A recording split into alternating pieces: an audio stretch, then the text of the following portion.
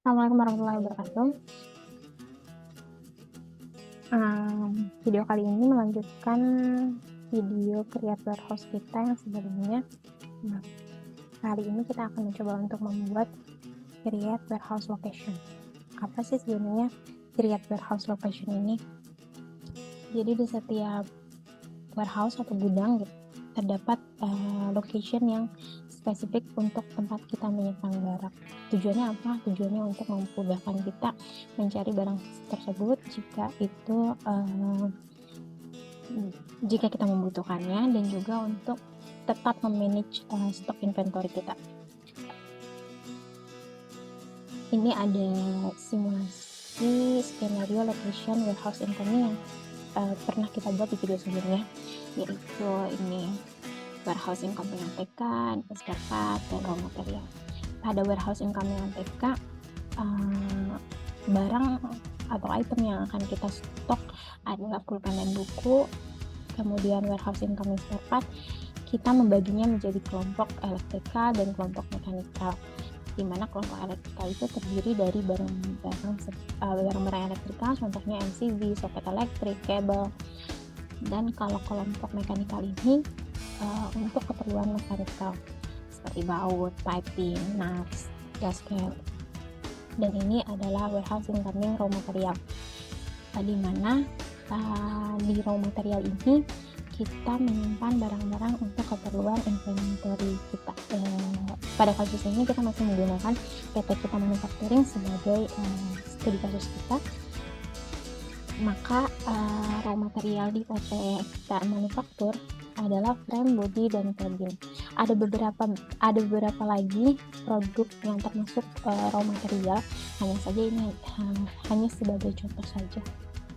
Ya, langsung aja. Di medium ini saya udah menjelaskan atau sudah mencoba untuk create location ATK di tipe 1. Maka kali ini kita akan mencoba untuk membuat location untuk warehouse di tipe 2, yang artinya adalah spare part. Nah, ini adalah location warehouse incoming spare part. Kita akan membagi dua, yaitu mechanical dan electrical.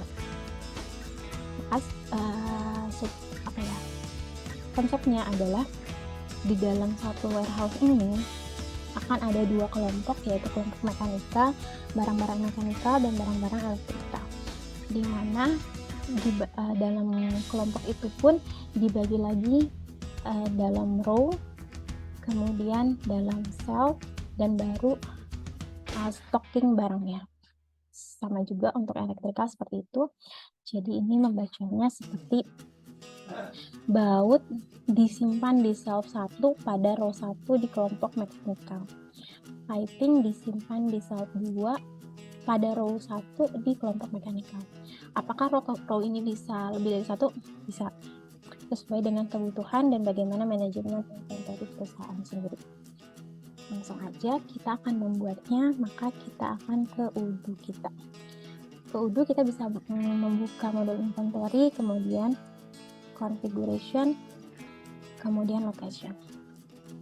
Ini adalah lokasi-lokasi yang berhasil kita buat pada video sebelumnya. Ini sudah saya buat di medium. Maka sekarang kita akan membuat di spare part. Di spare part ini ada dua, aspek input dan aspek stocking. Kenapa? Karena ada dua step yang terjadi di warehouse spare part, yaitu receiving the item atau barang, habis itu inputting, terus di stock. Maka kita akan melihat seperti ini. Kita akan melihat warehouse location untuk spare part. Kita akan membuat kelompok mekanikal, row 1, shelf 1, dan akan menyimpan baut di sana.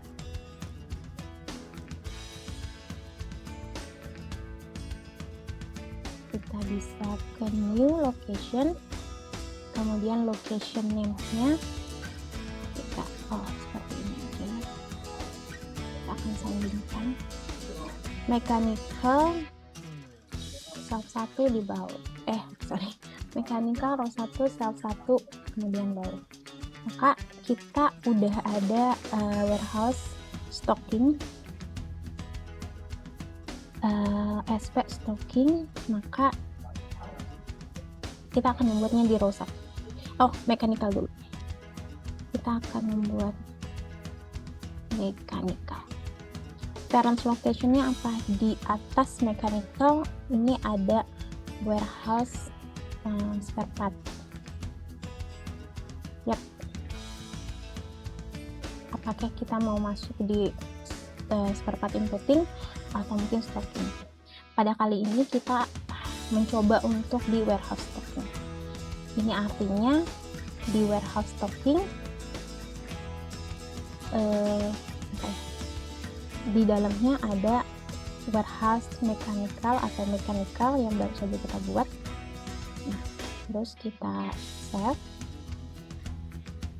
Nah, ini dia warehouse spare part, kemudian stocking, di dalamnya ada mechanical, tapi masih belum ketemu nih bautnya ada di mana. Maka kita perlu membuat row 1 kemudian self 1. Bagaimana caranya? Kita balik aja ke location. Nah, ini udah warehouse spare part, stock, mechanical, ya kan, seperti ini. Maka kita akan buat lagi satu lokasi yang lebih spesifik lagi. Kali ini adalah row 1. Parent location-nya apa? Parent location-nya adalah mechanical yang tadi kita buat. Maka parent location-nya adalah warehouse spare part, stocking, dan mechanical. Kemudian kita setting lagi. Apakah ini udah sampai ke item yang kita mau simpan? Masih belum, karena masih ada satu shelf yang harus kita create. Maka kembali lagi ke location, kemudian create new, dan kita buat shelf 1. Dan parent location-nya adalah di mechanical. Mechanical, stocking, mechanical row 1. Kemudian kita set number. Oke, kita kembali ke location. Maka ini yang berhasil kita buat. Ini satu lokasi yang berhasil kita buat, yaitu warehouse spare part, kemudian warehouse spare part stocking, kemudian ada mechanical, ada row 1, kemudian ada cell 1. Ini adalah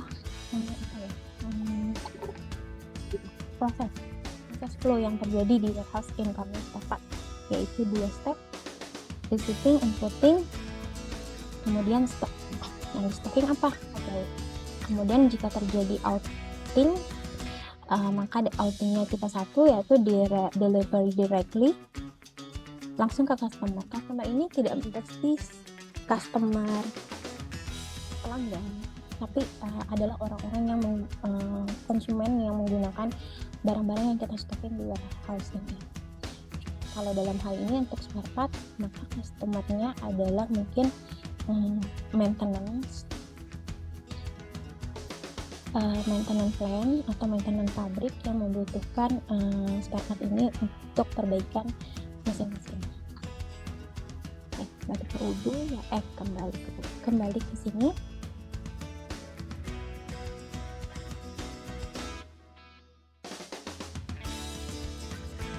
Yap, di sini orangnya APK, kita kembali ke Udo aja. Maka jika sudah seperti ini,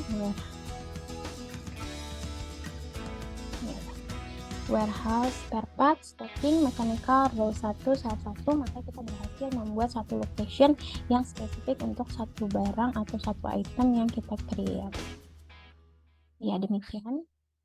Semoga bermanfaat. Assalamualaikum warahmatullahi wabarakatuh.